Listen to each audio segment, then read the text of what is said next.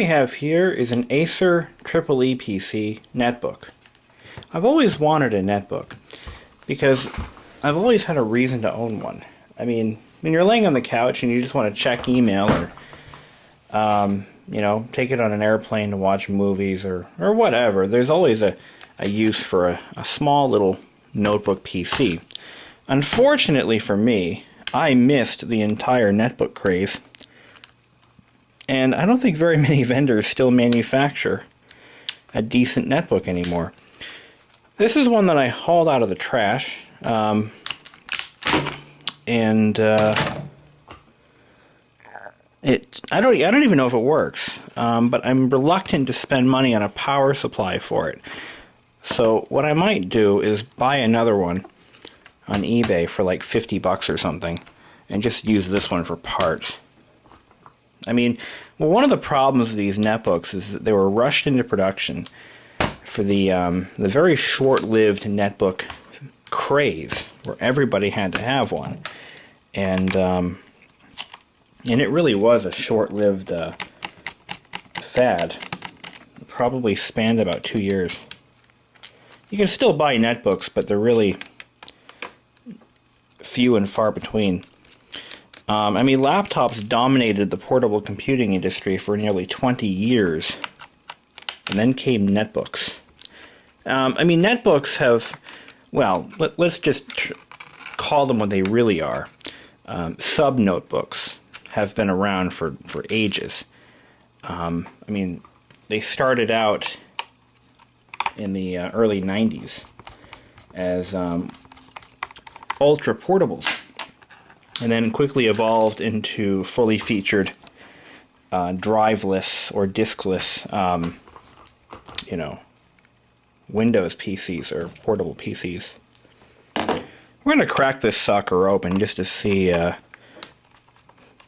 just curious to see how they're built. I mean, I've never had one apart before. I've never worked on one. Looks like we have a DDR, could be DDR or DDR2 RAM slot right here. Let's see, 1 gigabyte of DDR2. Cool, I could use that in something. And I want to see if the this appears to be a diskless model, and I want to see if that's removable or if it's embedded onto the motherboard. But this particular one had a Windows XP license, and well, it still has it. And I just want to see what lurks inside. Let's just see what we have here to work with. One of the problems with this machine in particular is I don't have a power supply for it.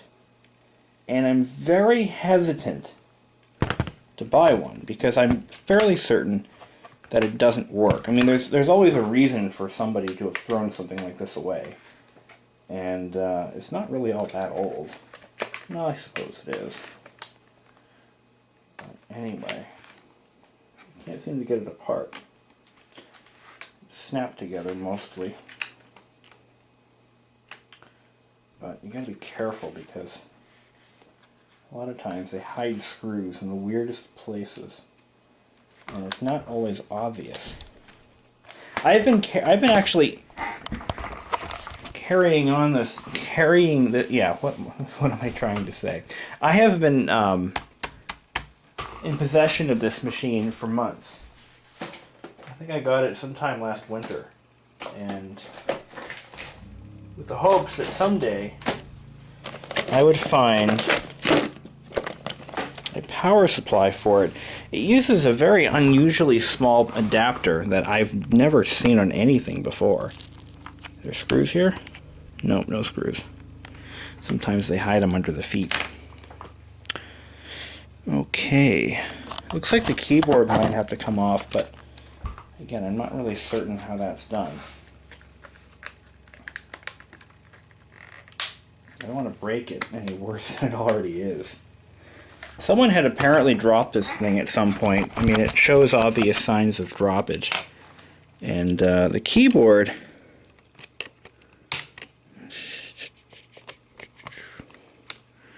Yeah, I think the keyboard has to be released somehow.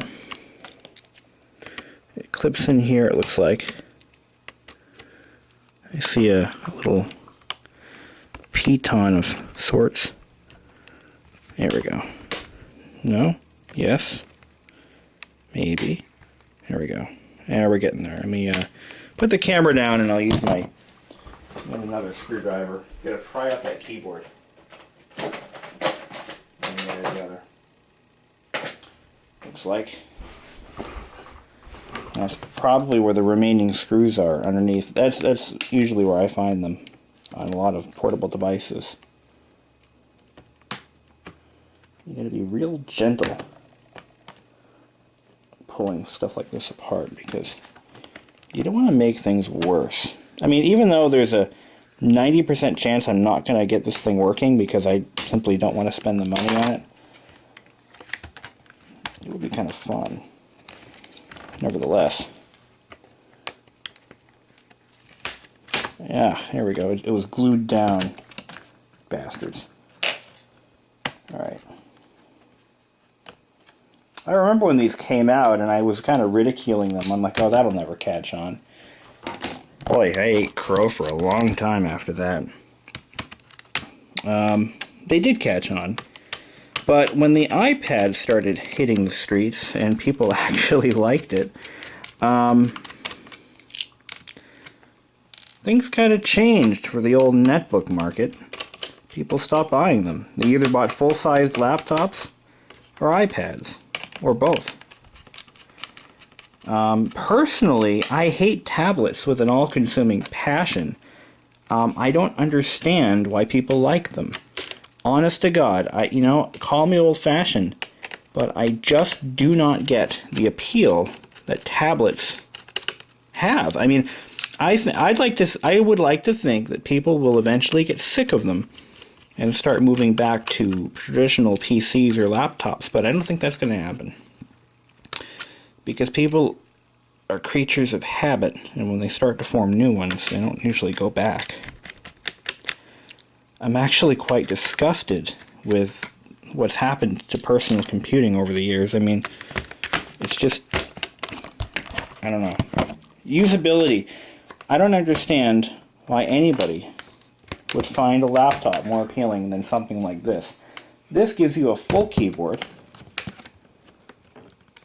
almost enough computing power to displace a full-size laptop computer, and it's cheap, relatively.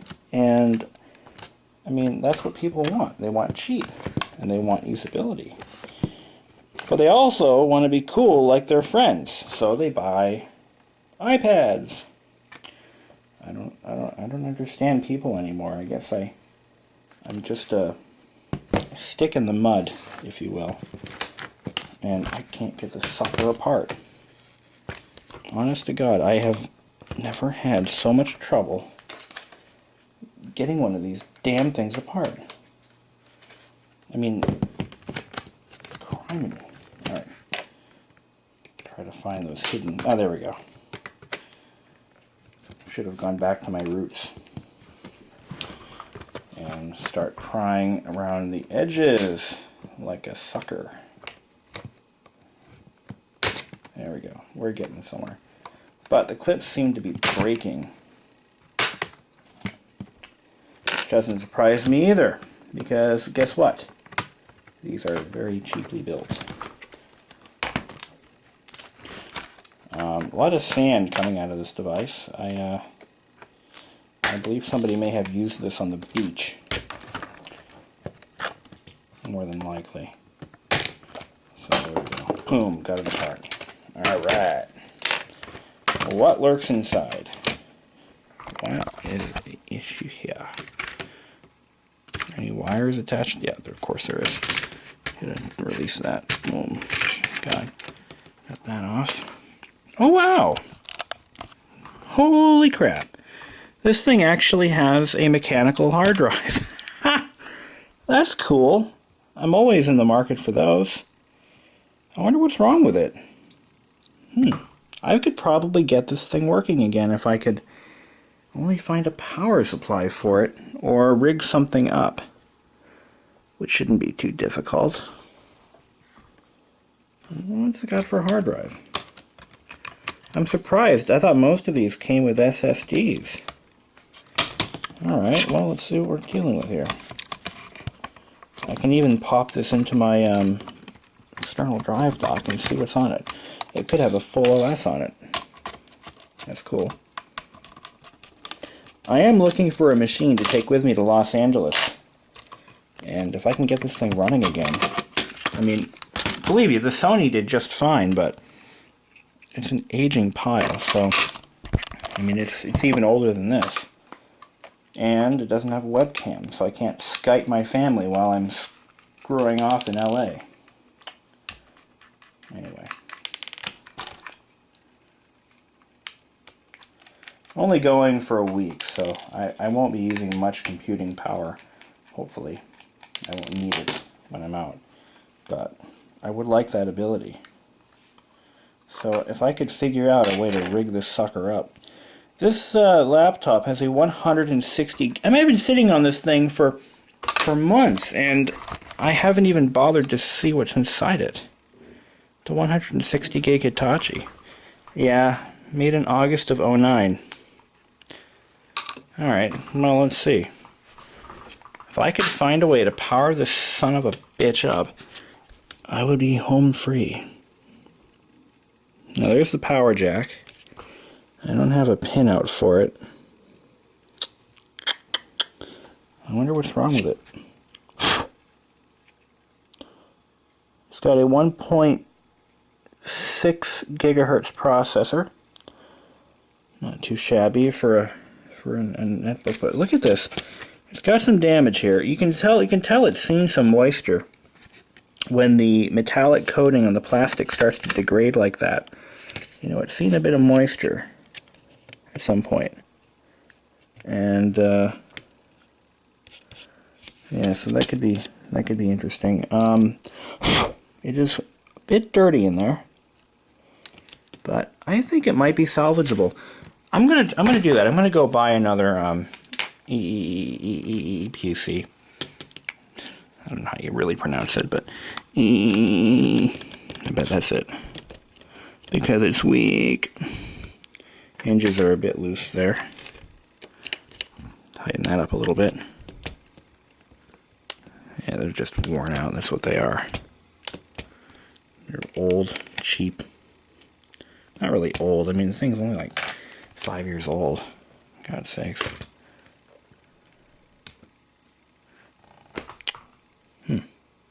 Sweet. It even has a removable Wi-Fi card. I wish they still made these. I'd buy one. Crap. Well, anyway. Let me see if that hard drive spins up. That might be the problem. I mean, I bet you the hard drive is the only thing wrong with it. I'll put it on my, I have a Seagate with... I love these drives, by the way. Seagate no longer makes them. I bought one of the last ones. What it is an external hard drive with a removable interface. What do they call those? There was like a name for that. They had a like a trademark for that removable thing. Where'd I put the cable? It's in here somewhere. The white cable. There it is. I gotta clean this drawer out. It's starting to get messy. Is this the one? No, that's not the right one. Damn it. Damn it, damn it, damn it. It's in here somewhere. Anyway. Ah, there we go. Aha! USB 3.0. So all you do is take this little tail piece off, and you can plug any drive you want into it, which is pretty sweet. I could do that with this one too, but sadly Seagate, in an effort to save costs, has just changed the design of their drives to eliminate that rather handy little dock thing. And you know, I'm a little upset that they did that. It was kind of stupid to do such a thing because it was such a great feature to have. Anyway. It spins up. And does it mount? There it is. It's partitioned. The drive mounts. Looks like it has some other crap on it. Huh, sweet. So I've got a nice 120 gig drive. I don't know what I'll use it for, but I have it, so Merry Christmas. I'm going to have to go looking for an adapter. I wonder if I can get it working. If I can, then that would be ultimately cool. So stay tuned for more details. So I've taken the motherboard out of the Eastern Equine Encephalitis PC, and what I need to do is solder on some test leads to the back side of the power connector, which is right here. Zing. I was unable to tone out any points on the other side of the motherboard to solder these leads to. So it looks like the positive side is only on the reverse side. So I'm going to warm up my soldering iron, and I've got some solid core copper wire. We're just going to solder onto the back side of the connectors for the negative terminal, or positive terminal, and the negative terminal will go on right onto the side. So there's that. Got some hair stuck in it from the previous owner. I'm going to try to clone the previous owner to find out if he can tell me where the power supply went off to, because he's causing me great hassle. Yeah, that's what I'm trying to say. For the temporary power source, we're going to be using this here IBM 19 volt DC power supply. So this should be fun. Okay, so we have the power tap installed, linked to the IBM AC adapter. I need to get the keyboard back over here so that I can test it out. Plug that in, hopefully that all works up okay. Alright, here we go. Okay, rigging phase 2 is complete. A lot of work to test something out, but it could be worth my time. Looks like it's powering up. Hard drive is spinning.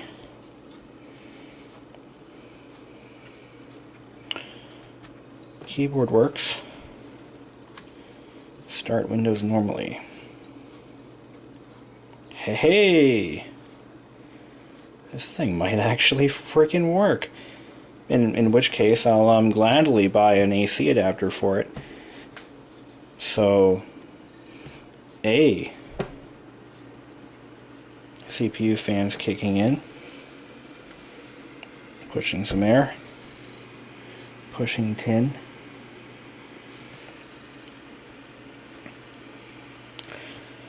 If I do get it working, I'm probably going to put some more RAM into it. You know, why not? When in Rome.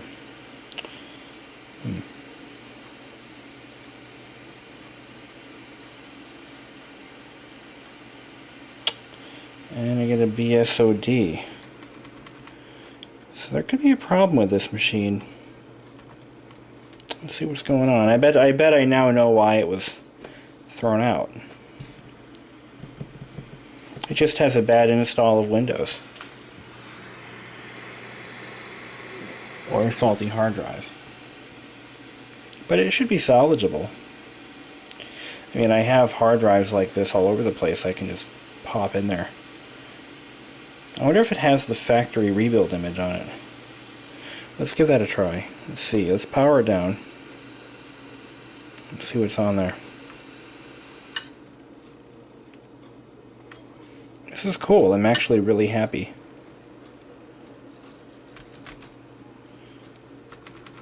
heard that hard drive went clunk. The drive might be bad. That's more than possible. Safe mode with command prompt. See if it goes anywhere.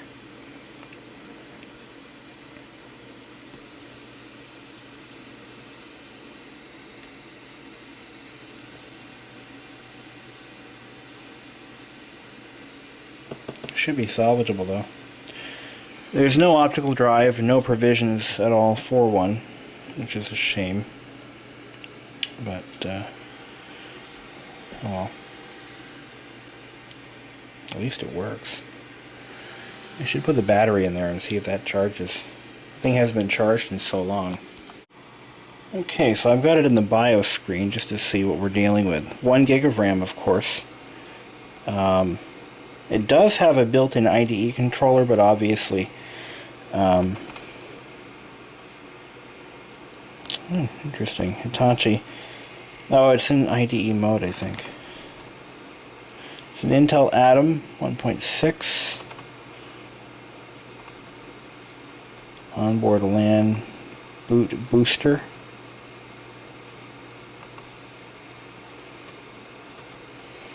What I need to do is figure out how to get it to, there's got to be a factory recovery image somewhere on this thing. But I think the hard drive ultimately has been hit with something, and it'll never let it boot up. But really all it needs is a rebuild. I mean, that's it. So there are ways to do that, I just need to do that. I could probably do it with an external CD-ROM drive. I don't have one here, but I have one at work that I could use. I'm going to go ahead and buy the $6 AC adapter for it. Battery is charging. So this could be my new dummy machine. I might even be able to upgrade it to Windows 7, but that was unfortunate. There's a problem here. Oh dang. Well, that's not good. It just shut itself off. So maybe I should fix it first before I start putting money into it. You know, any money at all. I can't even do safe mode. Even that doesn't work. So let's not get too far ahead of ourselves here, you know what I mean? That's critical. But I do want it to work again, I really do. It's a cool little system. Really, when it works. Alright. That's not going to happen for us, is it?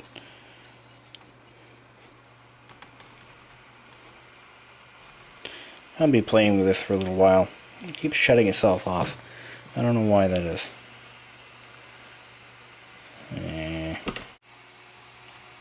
So I'm going to attempt to recover this thing to its factory settings.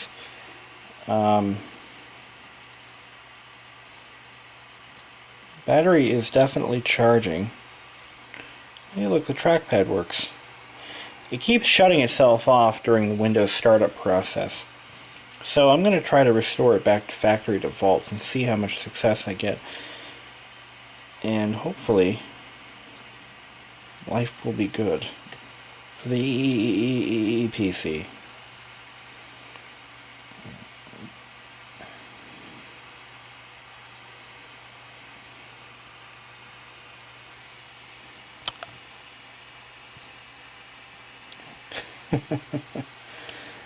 Oh man.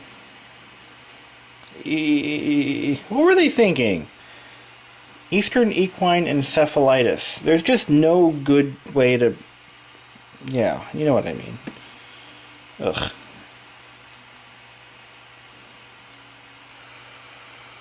Boot up, you. Let's see what happens.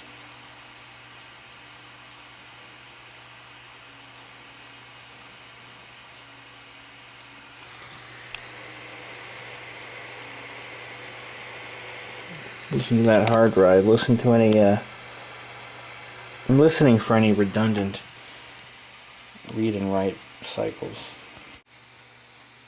Well, the good news is I've got it to a point where it'll actually recover from the factory ghost image. If you hold down the F9 key or press it repeatedly, as soon as the power key is pressed, it'll go into recovery mode. And as long as that portion of the hard drive is undamaged, it can be recovered.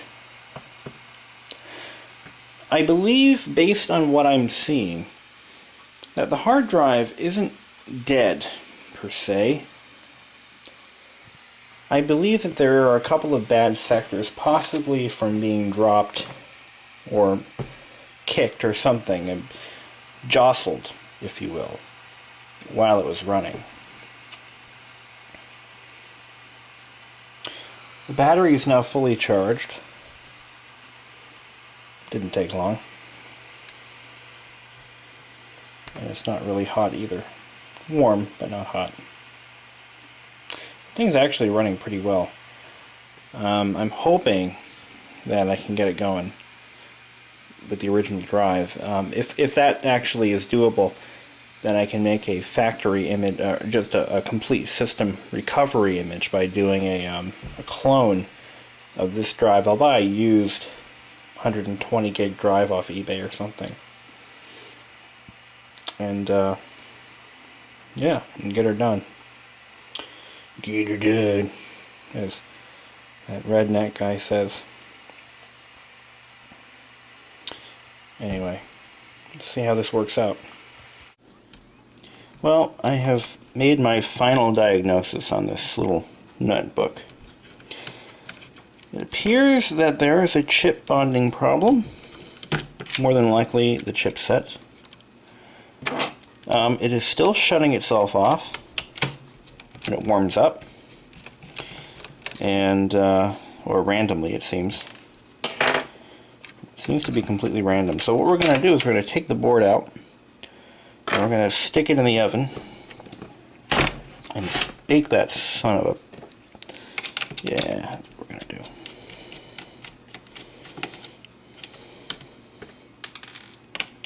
Oven baked motherboards.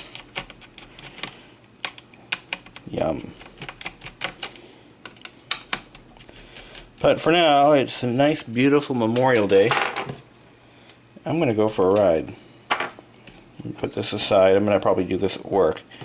Actually, I have a nice heat gun at work. I'm going to just put some heat to this chip here, and possibly the processor on the other side, and see what happens. So stay tuned. I got a couple hours of riding to do, so I'm going to get that done. Well, I'm baking the motherboard in hopes of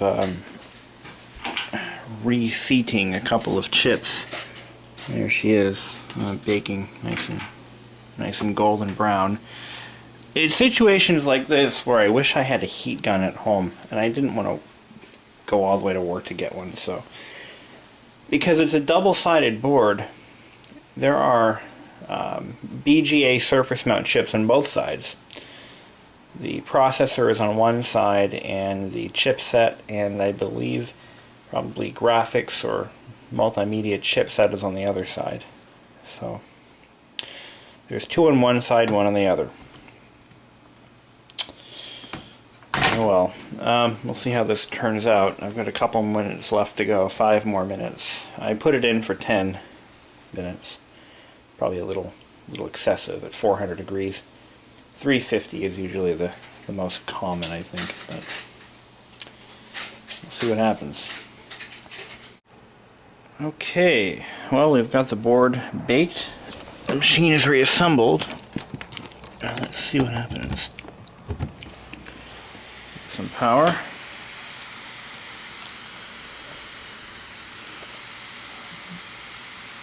Now the real test, of course, will be to see if it actually shuts itself off after being on for so long. That'll be the be-all, end-all test that we're looking to pass. I do need to put the battery back in. for this test to be successful, of course.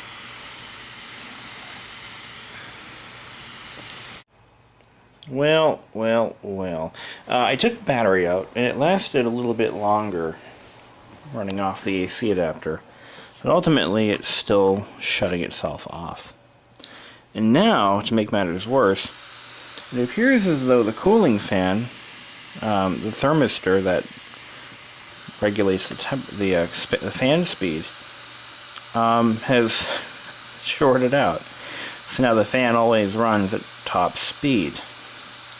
So I think it's pretty much game over for this pile. I could probably pick up another one just like it for song and dance. So I'm not going to put any real effort into it anymore. I'm going to just probably throw it away now. I've done everything I can. So, oh well. It is what it is.